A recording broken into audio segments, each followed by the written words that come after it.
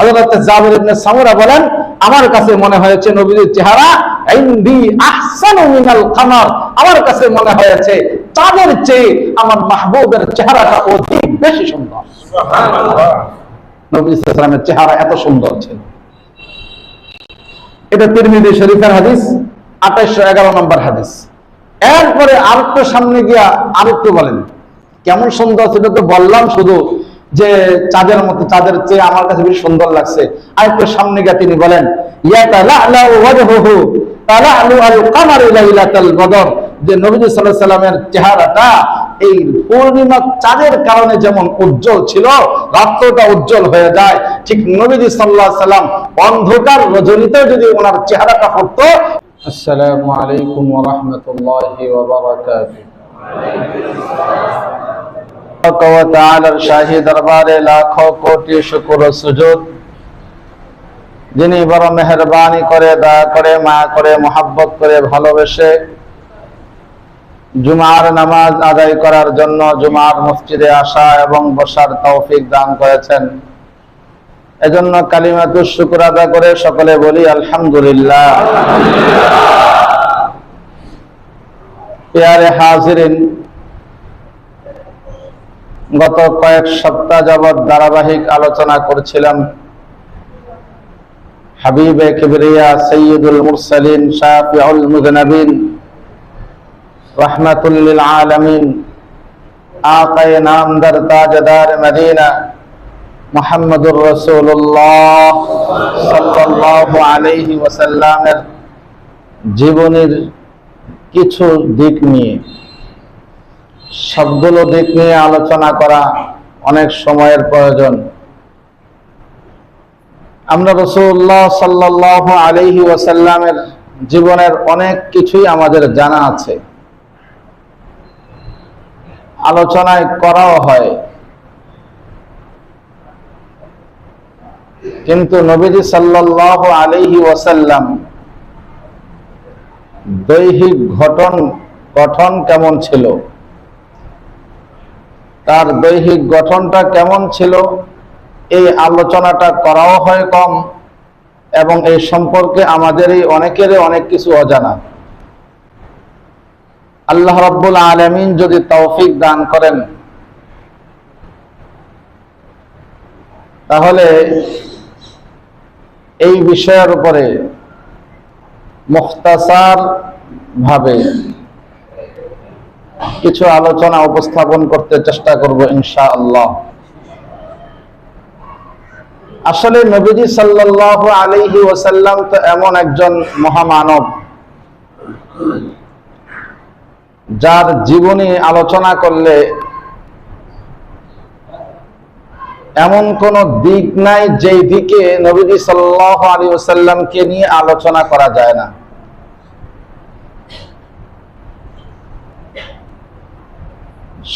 নবীজি সাল্লাল্লাহু আলাইহি ওয়াসাল্লামের জন্ম থেকে মৃত্যু পর্যন্ত এমন ভাবে তিনি জীবন যাপন করেছেন,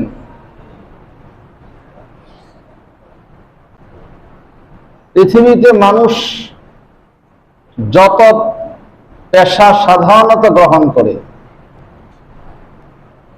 সব পেশার মানুষের জন্য নবীজি সাল্লাল্লাহু আলাইহি ওয়াসাল্লাম একটা রোল মডেল।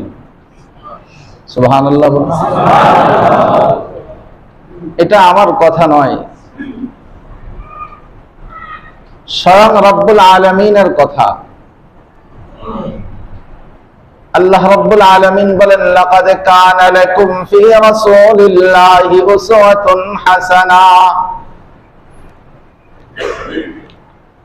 লাকাদ কানা লাকুম ফি রাসূলিল্লাহি উসওয়াতুন হাসানা লিমান কানা ইয়ারজুল্লাহা ওয়াল ইয়াওমাল আখির।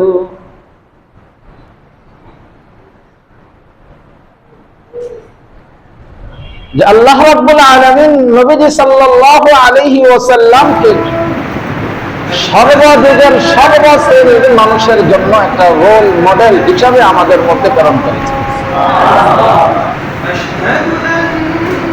যে যেই কাজ করুক, যে যেই পেশাই গ্রহণ করুক না কেন,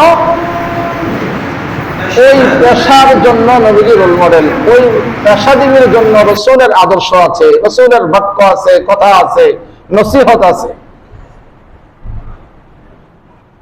এজন্য নবীজির কোনো একটা দিক নাই যে দিকে আলোচনা শুরু করলে শেষ পর্যন্ত গিয়ে পৌঁছে যায়। আমি আজকে ইনশাআল্লাহ সময় অল্প, ভিন্ন দিকে আর যাচ্ছি না। আজকের মাকসাদ নবীজি সাল্লাল্লাহু আলাইহি ওয়াসাল্লামের দৈহিক গঠন কেমন ছিল এর উপরে সংক্ষিপ্ত একটা তাফসীর আপনাদের সামনে পেশ করব ইনশাআল্লাহ। যেই মানুষটা সকল সৃষ্টির মধ্যে শ্রেষ্ঠ, ওই মানুষটার শরীরের অঙ্গ প্রত্যঙ্গ গুলো তো শ্রেষ্ঠই হওয়া চাই, কি বলেন?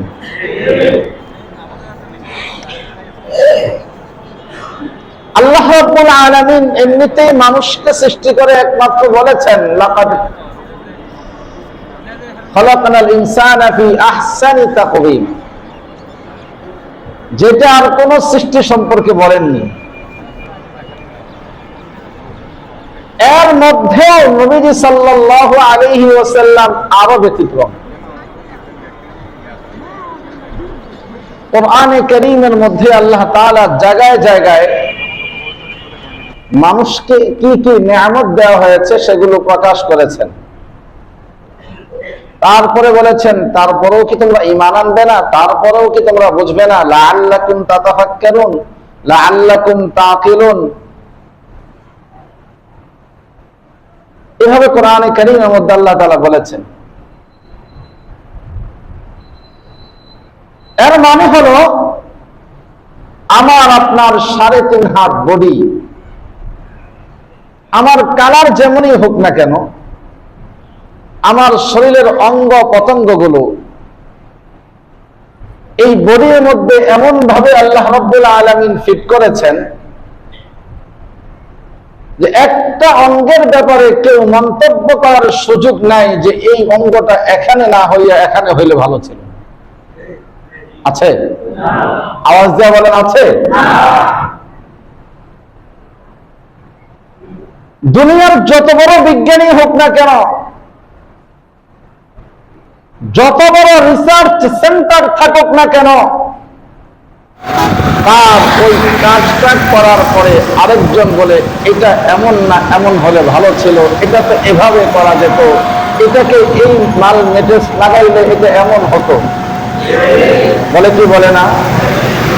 কিন্তু আল্লাহ রাব্বুল আলামিন মানুষকে সৃষ্টি করেছেন, সৃষ্টি করার পরে এই জন্যই বলেছেন লাকাদ খালাকানাল ইনসান ফি আহসানি তাকওয়িম, আমি মানুষকে এমন ভাবে সৃষ্টি করেছি, তার এত সুন্দর চরিত্র, এত সুন্দর অবয়ব গঠন দিয়েছি যে দুনিয়ার কেউ এসে আমি আল্লাহর এই সৃষ্টির উপরে আঙ্গুল তোলার মতো, নোকটা ধরার মতো সুযোগ আমি আল্লাহ কাউকে দেই নাই। আর ওই জায়গায় হাবিবে কিবরিয়া মুহাম্মদুর রাসূলুল্লাহ সাল্লাল্লাহু আলাইহি ওয়াসাল্লাম, যার মর্যাদা, যার মাকাম, যার স্থান, স্বয়ং রব্বুল আলামিনের পরে তার অবস্থাটা কেমন হবে? হাদিসের পাতায় উল্টাতে গেলে নবীজির এই অবয়বের আলোচনা, দীর্ঘ আলোচনা। আমাদের মাদ্রাসাগুলোতে অনেকগুলো হাদিসের কিতাব পড়ানো হয়, তন্মধ্যে একটা কিতাব হলো জামিআ তিরমিজি। জামিআ তিরমিজির 2য় খণ্ডের শেষাংশে আলাদা করে একটা ছোট্ট কিতাব সংযোজন করা আছে, এটাকে বলা হয় শামাইল তিরমিজি। এই শামাইল তিরমিজি পুরোটাই হলো নবীজি সাল্লাল্লাহু আলাইহি ওয়াসাল্লামের এই দৈহিক গঠনের আলোচনা, এই দৈহিক ঘটনের আলোচনা। বাকি অন্যান্য কিতাবের মধ্যে কিছু কিছু আলোচনা করা হয়েছে, যে শামাইল তিরমিজির মধ্যে সব হাদিসগুলোকে একত্রিত করে বর্ণনা করা হয়েছে। সাহাবা একরামের কওলগুলো, উম্মুল মুমিনিনদের কওলগুলো এখানে উল্লেখ করা আছে। হাদিসের বড় বড় কিতাবের মধ্যে নবীজি সাল্লাল্লাহু আলাইহি সাল্লামের অভাবের বর্ণনা দেওয়া আছে। নবীজি সাল্লাল্লাহু আলাইহি সাল্লামের চোখটা কেমন ছিল, ওনার মাথাটা কেমন ছিল, ওনার দাঁতগুলো কেমন ছিল, ওনার দাড়ি মোবারক কেমন ছিল, ওনার চুলগুলো কেমন ছিল, এরকম প্রত্যেকটা বর্ণনা হাদিসের মধ্যে আছে। এটা উম্মতে মুহাম্মদের বৈশিষ্ট্য। হযরত আদম সফিউল্লাহ আলাইহিস সালাতু ওয়াস সালাম থেকে শুরু করে হযরত ঈসা রূহুল্লাহ পর্যন্ত অসংখ্য নবী এবং রাসূল পৃথিবীর বুকে এসেছেন, কিন্তু কোন নবীর পুরা সিরাত, পুরা জীবনী কোন নবীর সংরক্ষিত নাই।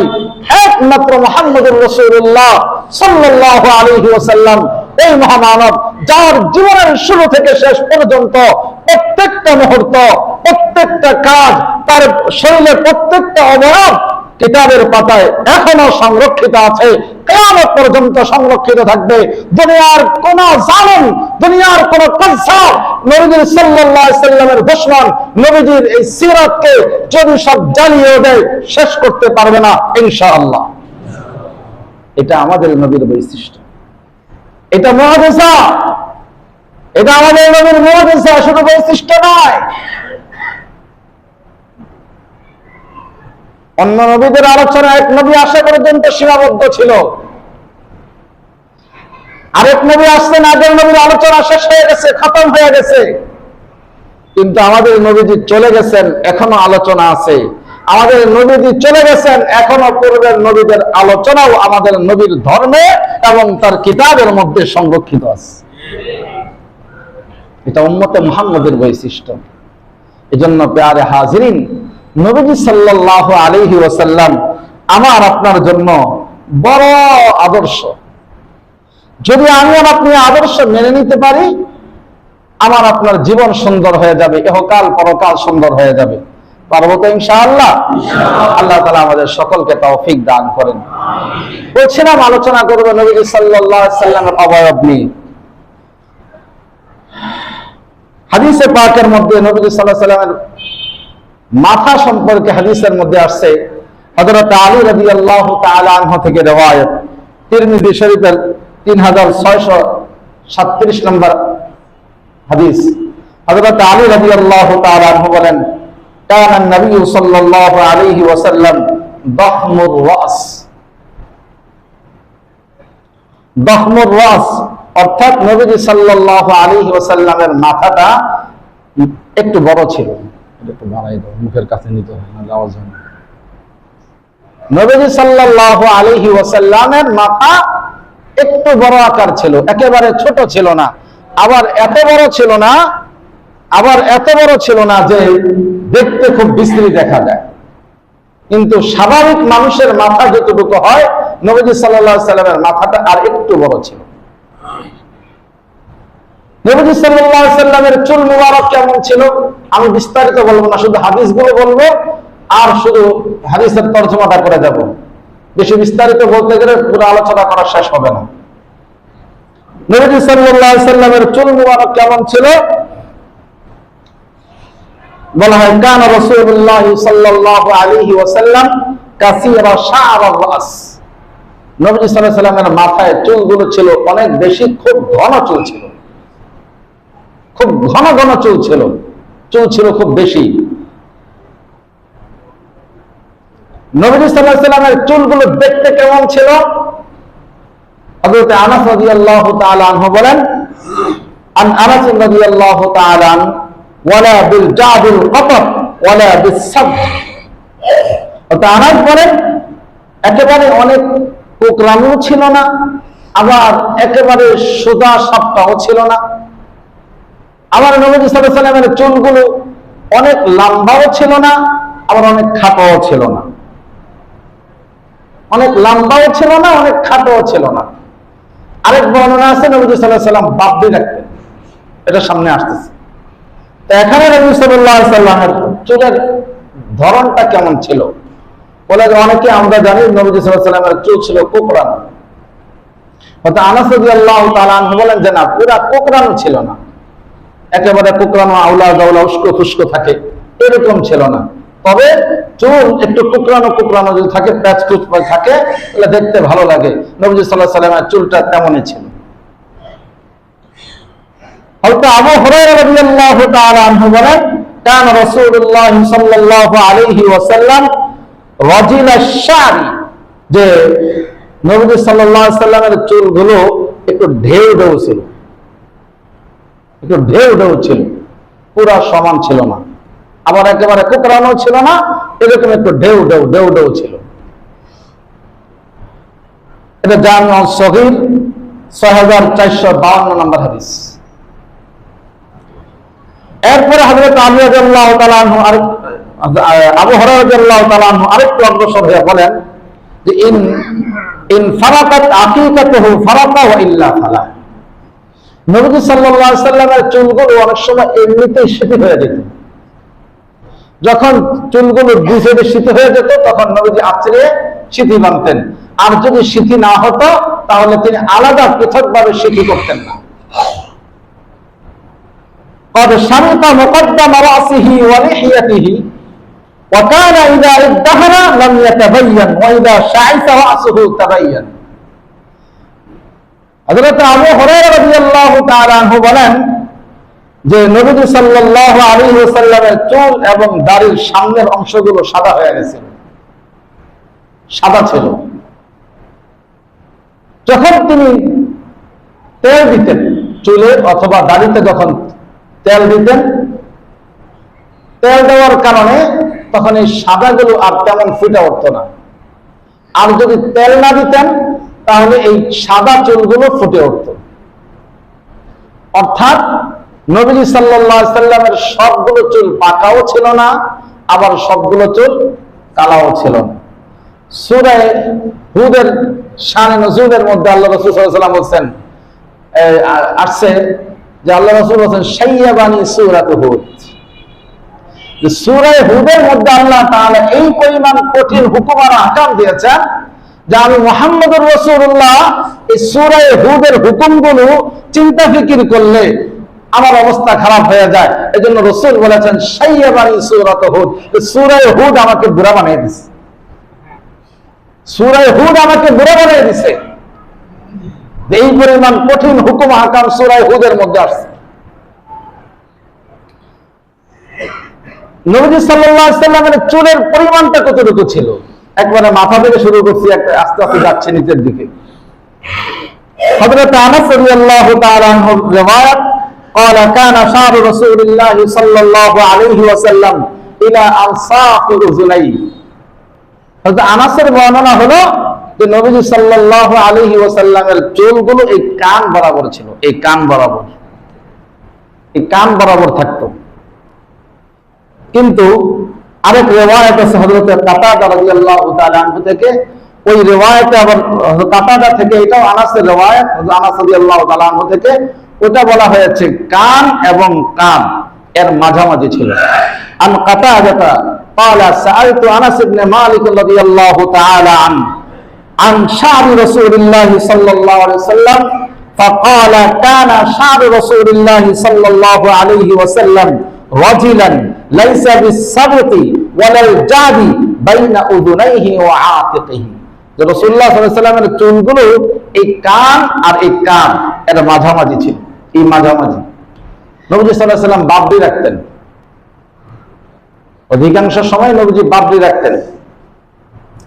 আচ্ছা, এরপরে আরেক হাদিসের মধ্যে আছে কখনো কখনো আবার এই চুলগুলোকে আল্লাহ রাসূল কাঁধ পর্যন্ত নিয়ে যেতেন।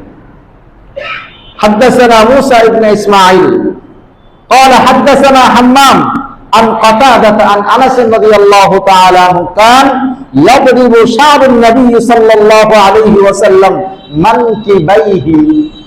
নবী সাল্লাল্লাহু আলাইহি ওয়াসাল্লাম তার চুলগুলো কখনো কখনো কাঁধ পর্যন্ত নিয়ে যেতেন। এটা মুহাদ্দিসিন ইকরাম লিখছেন যে নবীজি কাঁধ পর্যন্ত চুল রাখতেন না, কিন্তু কখনো যুদ্ধের ময়দানে বা ব্যস্ততার কারণে যদি চুল কাটা না হতো তাহলে অনেক সময় কাঁধ পর্যন্ত চলে যেত, কিন্তু নবীজির আদত ছিল চুলগুলো তিনি সবসময় ঘাড়ের মাঝামাঝি অবস্থায় রাখতেন, এই কান আর কাঁধের মাঝামাঝি রাখতেন। এটা ছিল নবীজির স্বাভাবিক আদত। এবার আসেন নবীজি সাল্লাল্লাহু আলাইহি সাল্লামের চেহারাটা কেমন ছিল। হযরতে عن أبي إسحاق قال سمعت البراء بن عازب رضي الله تعالى عنه يقول كان رسول الله صلى الله عليه وسلم أحسن الناس وجها وأحسنه خلقا ليس بالطويل البائن ولا بالقصير। হযরতে বারা ইবনে আযিব রাদিয়াল্লাহু তাআলা আনহু রিওয়ায়াত করেন যে রাসূলুল্লাহ সাল্লাল্লাহু আলাইহি সাল্লামের চেহারা মানুষের মধ্যে সর্বাপেক্ষা সুন্দর ছিল।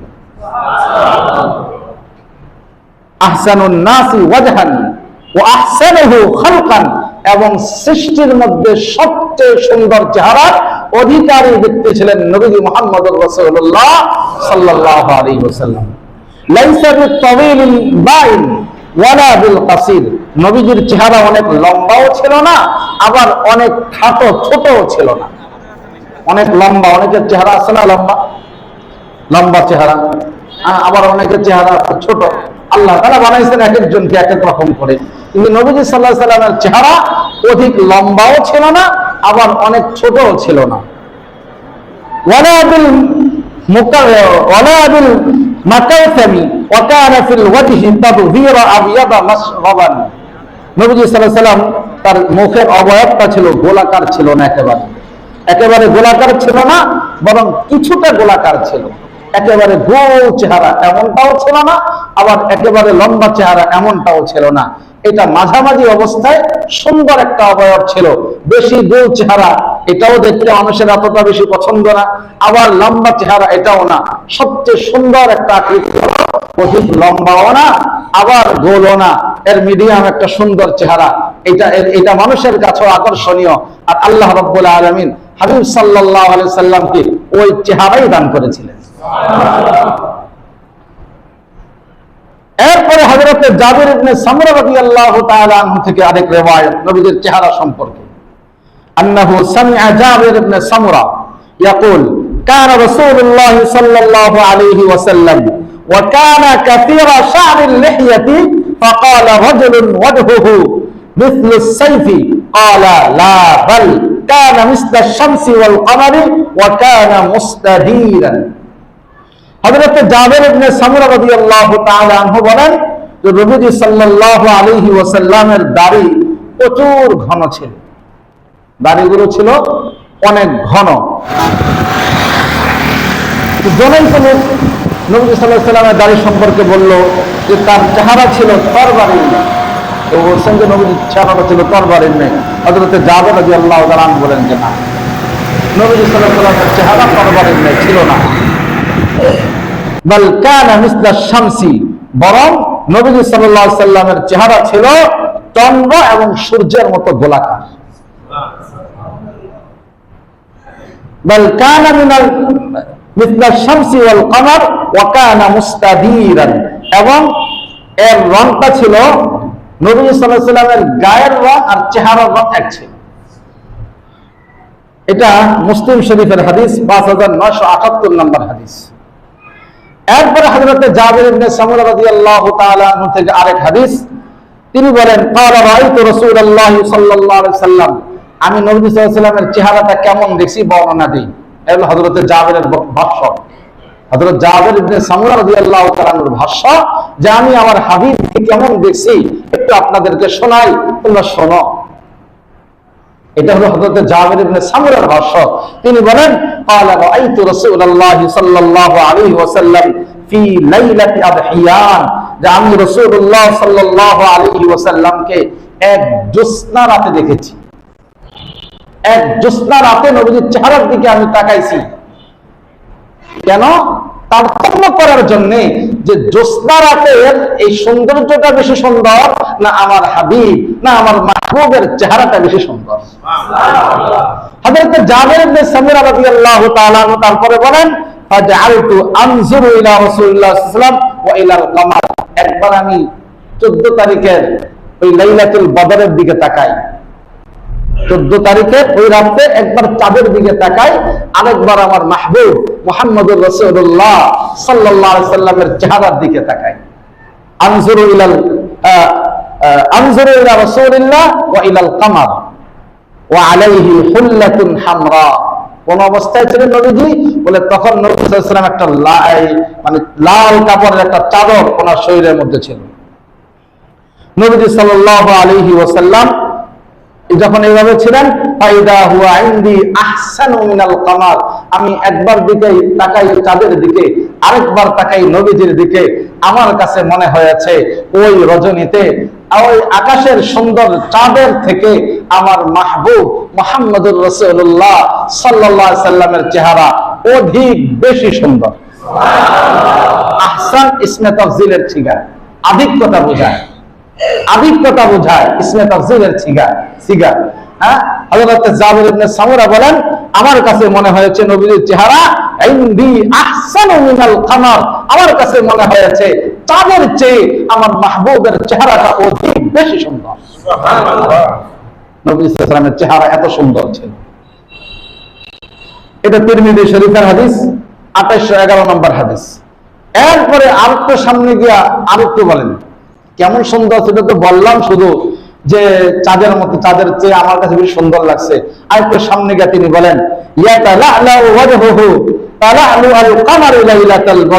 যে নবীজি সাল্লাল্লাহু আলাইহি সাল্লামের চেহারাটা এই পূর্ণিমা চাঁদের কারণে যেমন উজ্জ্বল ছিল, রাত্রটা উজ্জ্বল হয়ে যায়, ঠিক নবীজি সাল্লাল্লাহু আলাইহি সাল্লাম অন্ধকার রজনীতে যদি ওনার চেহারাটা পড়তো, এরকম লাইলাতুল বদরের মতো জায়গাটা আলোকিত হয়ে যেত। শুধু চেহারাটা ভাসলেই আলোকিত হয়ে যেত। উম্মুল মুমিনিন হযরত আয়েশা সিদ্দিকা রাদিয়াল্লাহু তাআলা আনহা কি বলেন? লানা শামসুন ওয়ালিল আফাকি শামসুন, লানা শামসুন ওয়ালিল আফাকি শামসুন ওয়া শামসি আফদালু শামসিস সামাই, ওয়া শামসি আফদালু শামসিস সামাই। বলে ও দুনিয়ার মানুষ, তোমরা আমার মাহবুবের সৌন্দর্য সৌন্দর্য সম্পর্কে বলো।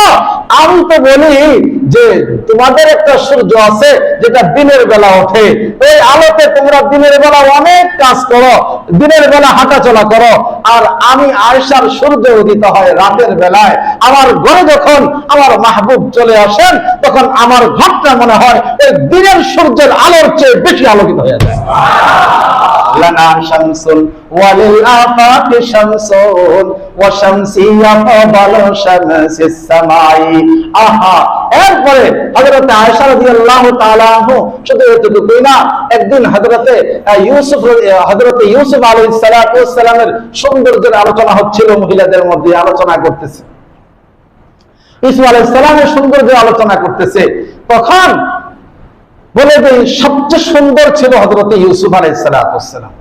জামালে হুসনে ইউসুফ পর ফাকাত আশিক জুলাইখা থি, জামালে হুসনে ইউসুফ পর আশিক জুলাইখা থি, মুহাম্মদ কি রোয়ে রোशन पर फदा सारा जहां थी, मुहम्मद की रोए रोशन पर फदा सारा जहां थी।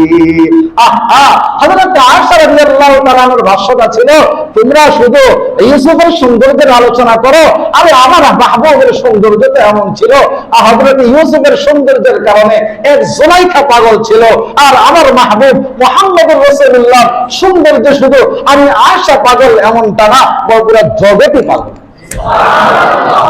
এরপরে হযরত আয়েশা আরেকটা শের কবিতা আবৃত্তি করেছেন, লাওয়া মে জুলাইখা, লাওয়া মে জুলাইখা লাও রাইনা জাবিনা হো, লাওয়া মে জুলাইখা লাও রাইনা জাবিনা হো, লা তারান্না বিল ফাতিল কুলুবি আলাল ইয়াদি।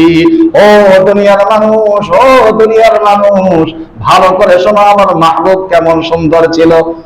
হযরত ইউসুফ আলাইহিস সালাতু ওয়াস সালামের সৌন্দর্য দেখা মিশরের লোকেরা তাদের হাতগুলো কেটে ফেলেছিল, আর আমার মাহবুবের সৌন্দর্য যদি তারা দেখতো, তাহলে তারা শুধু হাত কাটতো না, তাদের কলিজা পর্যন্ত কেটে ফেলতো।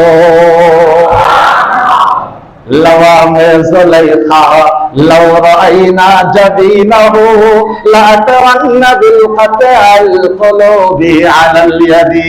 ওরে হায়, হাত কেটে শেষ হইতো না, শুধু হাত কাটছে খবর নাই তাদের। আর আমার মাহবুবের সৌন্দর্য দেখলে কলিজা ফানা ফানা করে ফেলতো, তারপরেও তাদের খবর হইতো না। এই পরিমাণ সৌন্দর্য ছিল হাবিবে কিবরিয়া মুহাম্মদুর রাসূলুল্লাহ সাল্লাল্লাহু আলাইহি ওয়াসাল্লামের সৌন্দর্য। এরপরে রাসূলুল্লাহ সাল্লাল্লাহু আলাইহি ওয়াসাল্লামের সৌন্দর্য আর হযরত ইউসুফ আলাইহিস সালাতু ওয়াস সালামের সৌন্দর্যের মধ্যে ব্যবধান। হযরত রাসূলুল্লাহ সাল্লাল্লাহু আলাইহি ওয়াসাল্লামের সৌন্দর্যকে বলা হয়েছে আহসান, হাসান, আর হযরত ইউসুফ আলাইহিস সালাতু ওয়াস সালামের সৌন্দর্যকে বলা হয়েছে জামাল। জামাল অর্থ সুন্দর, হাসান অর্থ সুন্দর, কিন্তু দুই সুন্দরের মধ্যে ব্যবধান আছে। জামালের সৌন্দর্য হলো যেটাকে বলা হয় সাদা সুন্দর, আরেকটা হলো হলুদ সুন্দর। সুন্দর তিন প্রকারের, একটা সাদা সুন্দর, একটা লাল সুন্দর, একটা হলো হলুদ সুন্দর। ঠিক না? ঠিক আছে না? আমার ভুল হইতেছে? ঠিক আছে, তিন সুন্দর। এর মধ্যে মানুষের কাছে সবচেয়ে আকর্ষণীয় কোনটা? হলুদ সুন্দর। কোনটা আকর্ষণীয় বেশি? লাল সুন্দরও আকর্ষণীয় না, সাদা সুন্দরও না আকর্ষণীয় না, সবচেয়ে আকর্ষণীয় সুন্দর হলো হলুদ সুন্দর। তো নবী সাল্লাল্লাহু আলাইহি ওয়াসাল্লামের চেহারা ছিল এরকম হলুদ সুন্দর বর্ণ, যেটাকে বলা হয় হাসান বা আহসান। আর হযরত ইউসুফ আলাইহিস সালাতু ওয়াস সালামের সৌন্দর্য ছিল সাদা ফকফকা, যেটাকে বলা হয় জামাল। এজন্য হাদিসের মধ্যে হযরত ইউসুফ আলাইহিস সালাতু ওয়াস সালামের সৌন্দর্যের ক্ষেত্রে ব্যবহার করা হয়েছে জামাল, আর নবী সাল্লাল্লাহু আলাইহি সাল্লামের সৌন্দর্যের ক্ষেত্রে ব্যবহার করা হয়েছে হাসান। ওয়া আহসানু মিনকা লাম তারাকাতু আইনি وأجمل منك لم تلد النساء خلقت مبرأ من كل عيب كأنك قد خلقت كما تشاء। হযরত হাসান ইবনে সাবিত নবী সাল্লাল্লাহু আলাইহি ওয়াসাল্লামের শায়ের হযরত হাসান বলেন, ওয়া আহসানু মিনকা লাম তারাকাতু আইনি ওয়া আজমালা মিনকা লাম তালিদিন নিসাই। বলে আরে আমাদের হাবিব কেমন ছিল জানো তোমরা? জানো? বলে ওয়া হাসানা মিনকা লাম তারাকাতু আইনি। যে ব্যক্তি মুহাম্মদুর রাসূলুল্লাহ সাল্লাল্লাহু আলাইহি ওয়াসাল্লামের চেহারার দিকে তাকাবে, খোদার কসম ওই ব্যক্তি তার চেহারা থেকে তার নজরকে ফিরাইয়া আনতে পারবে না। বলে কেন কেন জানো? বলে ওয়া আজমালা মিনকা লাম তালিদিন নিসাই। বলে হযরতে মুহাম্মদুর রাসূলুল্লাহ সাল্লাল্লাহু আলাইহি ওয়াসাল্লামকে আল্লাহ তাআলা যে সৌন্দর্য দিয়ে পাঠাইছেন, এমন সৌন্দর্যওয়ালা কোন সন্তান দুনিয়ার কোন মা জন্ম দেয় নাই। এমন সুন্দর চেহারা, এমন সুন্দর আকৃতির, এত মাধুর্যপূর্ণ চেহারা, এত ভালোবাসা, মায়া, মহব্বতওয়ালা চেহারাওয়ালা কোন সন্তান পৃথিবীর কোন মহিলা আজ জন্মও দেয়নি। ওয়া আজমালা মিনকা লাম তালিদিন নিসাই। এরপরে বলেন খুলিকাতা মুবাররাআম মিন কুল্লি আইবিন, খুলিকাতা মুবাররাআম মিন কুল্লি আইবিন। বলে আল্লাহ তুমি হাবিবকে কেমন বানাইছো, তোমার বন্ধুকে তুমি কেমন বানাইছো? বলে খুলিকাতা মুবাররাআম মিন কুল্লি আইবিন। বলে তার চেহারা, তার শরীরের কোথাও এক জায়গায় একটু ভুল ধরবে, একটা জায়গায় একটু অপছন্দ করবে, বলে এমন সুযোগটা পর্যন্ত রাখো না। خلقت مبرأ من كل عيب كأنك قد خلقت كما تشاء। এরপরে হযরত হাসান ইবনে সাবিত রাদিয়াল্লাহু তাআলা আনহু বলেন যে আরে আমি কি বর্ণনা করব, আরে আমার হাবিবের কোন চেহারা বা সৌন্দর্যের তার অবয়বের কোন বর্ণনাটা আমি তোমাদেরকে দিব? বলে আমার দেওয়ার মতো, দুনিয়ার কোন মিসাল পেশ করার মতো, দুনিয়ার কোন উদাহরণ দিয়ে বোঝানোর মতো যোগ্যতা আমি হাসান ইবনে সাবিতের নাই। অতএব কারণে লাস্টে কি বলে দিবেন? কান্নাকা কাদ খুলিকাতা কামা তাশাউ। বলে আল্লাহ তুমি তোমার হাবিবকে যেভাবে বানাইতে চাইছো ওইভাবেই বানাইছো। এই বর্ণনা দেওয়ার ক্ষমতা আমারও নাই, দুনিয়ার কোন কবিরও নাই, দুনিয়ার কোন সাহিত্যিকেরও নেই। জোরে বলেন না সুবহানাল্লাহ। এই হলো নবী সাল্লাল্লাহু আলাইহি সাল্লামের সুন্দর, এত সুন্দর অবয়ব, এত সুন্দর চেহারা ছিলেন হাবিবে কিবরিয়া। এরপরে হাসরের ময়দান যখন কায়েম হবে, হিসাব নিকাশ শেষ হয়ে যাবে, জান্নাতীদের বিশাল মজলিস হবে, বিশাল বড় মাহফিল হবে, সভাপতি হবেন মহান রব্বুল আলামিন, প্রধান অতিথি হাবিবে কিবরিয়া ডান পাশের চেহারে বসা থাকবেন। বলা হয়েছে রাসূলুল্লাহ সাল্লাল্লাহু আলাইহি ওয়াসাল্লামকে তো প্রথম আনবেন না, যখন সবাই বসবে তখন রাসূলুল্লাহ সাল্লাল্লাহু আলাইহি ওয়াসাল্লাম যখন আসবেন, বলে আসার সাথে সাথে ওই জান্নাতের এই মাহফিলটা যেটা থাকবে, ওই জান্নাতের মাহফিলটাই নতুন করে মনে হবে যে এখানে এত সুন্দর কোত্থেকে আসলো, কয়টা সূর্য এখানে উদিত করা হয়েছে। এক রাসূলের আগমনের কারণে পুরা মাহফিল আলোকিত হয়ে যাবে, পুরা মাহফিল আলোকিত হয়ে যাবে। এত সুন্দর দিয়ে আল্লাহ তাআলা হাবিবে কিবরিয়া সাইয়্যিদুনা ও মুর্শিদুনা মুহাম্মদুর রাসূলুল্লাহ সাল্লাল্লাহু আলাইহি ওয়াসাল্লামকে সৃষ্টি করেছিলেন। এভাবে বর্ণনা করতে গেলে আরো বলা যাবে রাসূলের কথা, সৌন্দর্যের কথা বলতে গেলে শেষ হবে না। খোলেন শামাইলে তিরমিজি, দেখেন রাসূলের এই শুধু অবয়বের বর্ণনা কি পরিমাণ দিচ্ছে। এক এক সাহাবী এক এক ভাবে রাসূলের সৌন্দর্যের বর্ণনা দিয়েছে, এই বর্ণনা পড়ে শেষ করা যায় না। খোলেন শামাইলে তিরমিজির কিতাব, বাংলা পাওয়া যায়, পারলে কিনা কইরেন। রাসূলুল্লাহ সাল্লাল্লাহু আলাইহি ওয়াসাল্লামকে আল্লাহ তাআলা এত আকর্ষণীয় করে সৃষ্টি করেছিলেন, সেই হাবিবের উম্মত হওয়ার তৌফিক আল্লাহ তাআলা আমাদেরকে দান করেছেন। আল্লাহ সেই হাবিব, আজকে আর সামনে যাচ্ছি না, আর বাকি আলোচনা আল্লাহ হয়তো আগামী সপ্তাহে করব। যে হাবিব সাল্লাল্লাহু আলাইহি ওয়াসাল্লামকে আল্লাহ তাআলা এত সুন্দর অবয়ব দিয়ে বানাইছেন, এত সুন্দর গঠন দিয়ে বানিয়েছেন, এত মর্যাদার অধিকারী করে বানিয়েছেন, আল্লাহ ওই হাবিবের চরিত্র নিয়া, ওই হাবিবের চেহারা নিয়া, ওই হাবিবের জীবনে নিয়া কিছু মানুষ নামের কুলাঙ্গার কটূক্তি করেনি। মাঝে মাঝে আমাদের একটু চেতায় মাঝে মাঝে মুসলমান করে। ভারতের এক সাধু রাজগিরি, দেখছেন আপনারা সোশ্যাল মিডিয়ায়, নবীজি সাল্লাল্লাহু আলাইহি সাল্লামের চরিত্র নিয়ে কটূক্তি করেছে।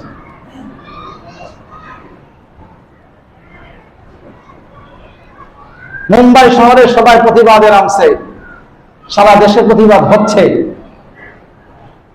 মাঝে মাঝে মুসলমানদেরকে একটু দেখে হারা ঘুমাইছে নাকি, কিন্তু এই কথাটা তাদের আদৌ বোধগম্য হয় না যে মুসলমান নবী সাল্লাল্লাহু আলাইহি সাল্লামকে কি পরিমাণ ভালোবাসে, সাহাবায়ে কেরাম রাসূলকে কি পরিমাণ ভালোবেসেছেন, তার জীবনের চেয়ে রাসূলকে বেশি ভালোবাসে, নিজের জীবন বিলীন করে দিতে পারে, রক্তের বন্যা বয়ে দিবে, তারপরে মুসলমান নবী সাল্লাল্লাহু আলাইহি সাল্লামের চরিত্র আঘাত আনবে, এটাকে মেনে নিতে পারে না। আর যেই মুসলমান রাসূলের কটূক্তি হবে, তারপরে চুপ থাকবে, প্রতিবাদ করবে না, ঘৃণা জানাবে না, বুঝতে হবে মুসলমানের দাবি করতে পারে, তার মধ্যে ঈমান কিঞ্চিৎ পরিমাণ নয়। আমার বক্তব্য নয়, রাসূল বলেছেন লা ইউমিনু আহাদুকুম হাত্তা ইয়াকুনা আহাব্বা ইলাইহি মিন ওয়ালিদিহি ওয়া ওয়ালাদিহি ওয়ান নাস আজমাইন। যে ব্যক্তি আমাকে তার জীবনের চেয়ে, তার আত্মীয়স্বজনের চেয়ে, তার সন্তানের চেয়ে, তার স্ত্রীর চেয়ে, তার মায়ের চেয়ে, তার বাবার চেয়ে, তার নেতার চেয়ে বেশি ভালোবাসতে না পারবে, ওই ব্যক্তি মুসলমান হতে পারে না, ঈমানদার হতে পারে না। প্যারে হাজিরিন, এজন্য শুধু সব জায়গায় আমাদের কিছু মুসলমান আছে, হুজুর এত লাফায় কাহা, কদিন পর পর নবীজির কটূক্তি করে আর মিছিল বের হয়, আবার আমাদের মতো দাড়ি টুপিওয়ালা নামাজি মুত্তাকি পরহেজগার সাজে, যারা সাজে, এত লাফাইটা কি দরকার প্রতিবাদ করার?